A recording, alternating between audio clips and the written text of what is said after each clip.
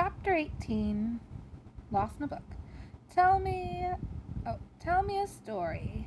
Chip Chip, you should be asleep by now, Belle scolded, tucking the little teacup onto his shelf in the china cupboard. It was getting late, and Mrs. Potts still had a good many chores to do. She'd asked Belle if she would put Chip to bed. Please tell me a story. Belle gave in. It was impossible to say no to that sweet little face. All right, what kind of story? No fairy tale, something different, said Chip. Tell me something real. Tell me about your village. What is it like? Belle cocked her head. Villeneuve? It's a small place. It has a square, a market, and a fountain, just like every other village. A church with a tiny book collection. It's quiet, but pretty, she said, surprised to find herself praising Villeneuve and missing it a little. When she had lived there, all she'd wanted was to get away from it. Everyone knows everyone, which is sometimes good and sometimes not so good, she added with a laugh. What kind of people live there? Asked Chip. Well, there's Pierre Robert, a learned man, who's the village curé and its librarian. And of course there's my father. His name is Maurice. He makes the most beautiful music boxes you've ever seen. He's smart. He truly has the soul of an artist, she smiled. And he's kind. So kind. Belle's heart knotted, as it always did when she talked about her father, or even thought of him. Tears stung behind her eyes. She had to look away for a second to collect herself. Chip noticed her sadness. You must miss him.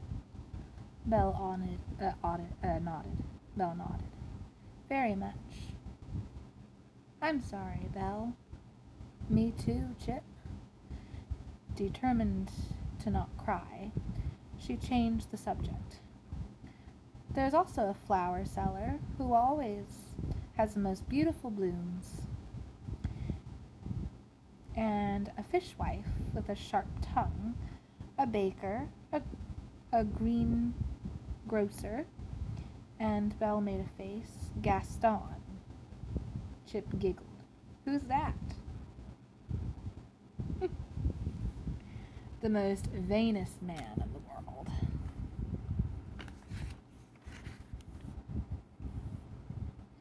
Really?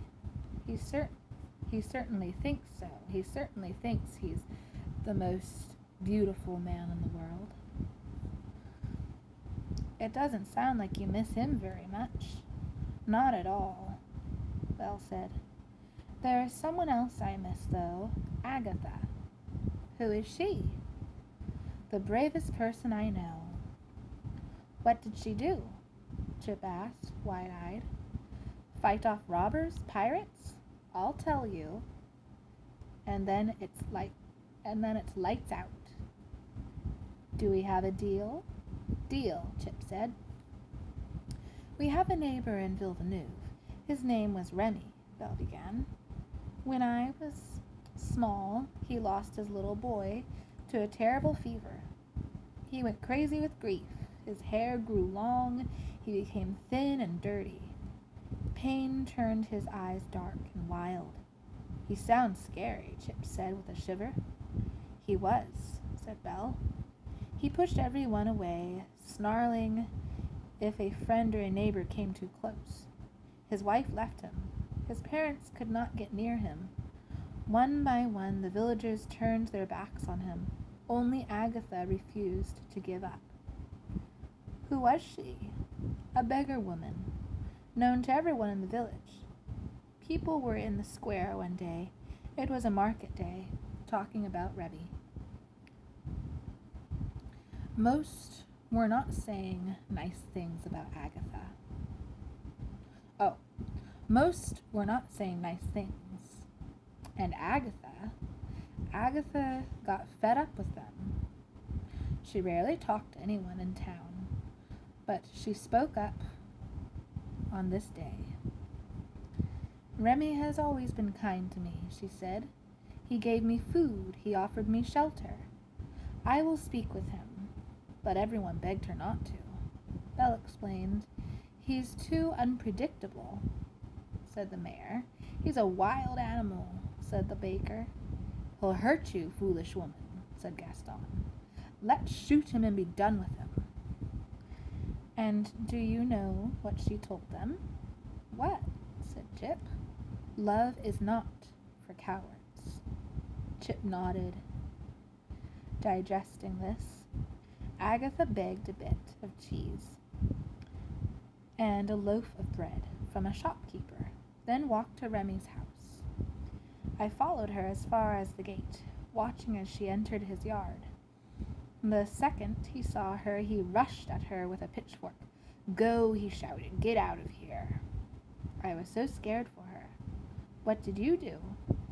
Asked Chip. I begged her to come back, but she paid me no attention. She went right up to Remy and said, Your son was kind and good.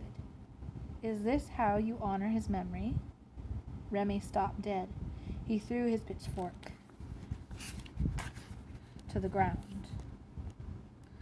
My son, he cried, my boy, my little boy, death has taken him from me. His legs gave way, and he sank to the ground, helpless in his despair. Agatha sat down next to him. She gave him the bread and cheese she'd brought, and made him eat them. Listen to me, Remy, she said. Death wins only if you let her. Remy shook his head. Tears rolled down his cheeks. How can I defeat death, Agatha? He asked. I cannot bestow life. I am not a god. Agatha laughed. You think life is the vanquisher of death? It is not. Love is. Life is fragile. Life ends, but love lives forever, she told him. Remy wept then like a child. From that day, little by little, he returned to us. Love brought him back. Chip was quiet for a bit. Then he said, You're right, Belle. Agatha is brave. Very, Belle agreed. She leaned into the cupboard and kissed him. And now it's time for bed. Good night, Chip. She started to shut the cupboard door, but as she did, Chip piped up again. Belle, go to sleep, Belle scolded. He's just like Remy. Who is? The master. He's the way he is because he's hurting too.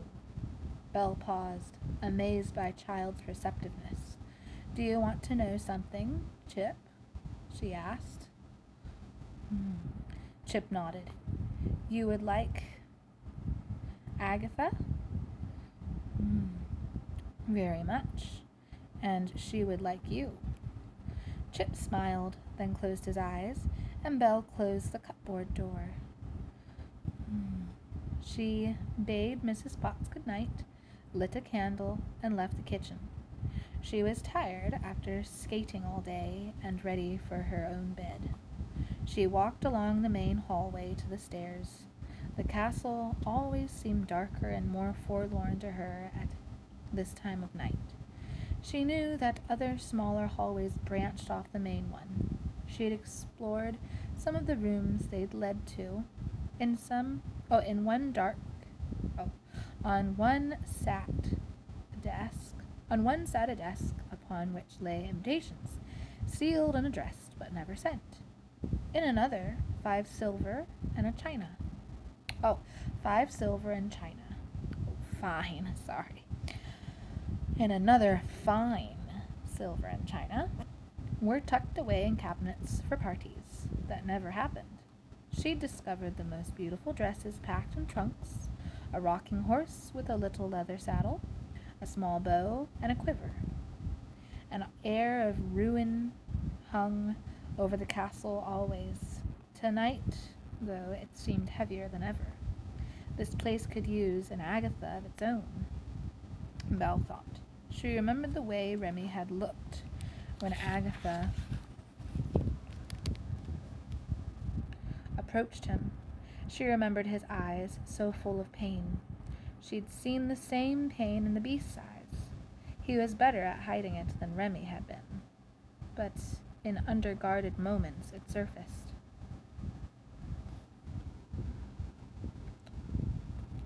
Belle wondered if he would ever talk about it. The desire to know more about him and to find out why she was here was still strong inside her, but she shuddered as she recalled what had happened the last time she'd tried to find things out. The shouting and raging in the West Wing, her wild ride through the woods, the wolves. She and the beast had spent more time together since that terrible night. He'd given her the amazing gift of his library. They'd gone skating, they'd gotten to know each other a bit, maybe trust each other a bit too. But was there enough trust for him to talk about the painful past? Would she ever get the chance? Belle didn't know. She came to the stairway that led to the upper floors of the castle and her bedroom, and as she climbed it, she wondered if she could ever be as brave as Agatha. Alrighty, everybody, so that's chapter 18 of Lost in a Book, and stay tuned for more of Lost in Book chapter 19, and please put any likes, and please feel free to subscribe, and have a good rest of your day. This is Charlotte, Charlotte's Web. Bye!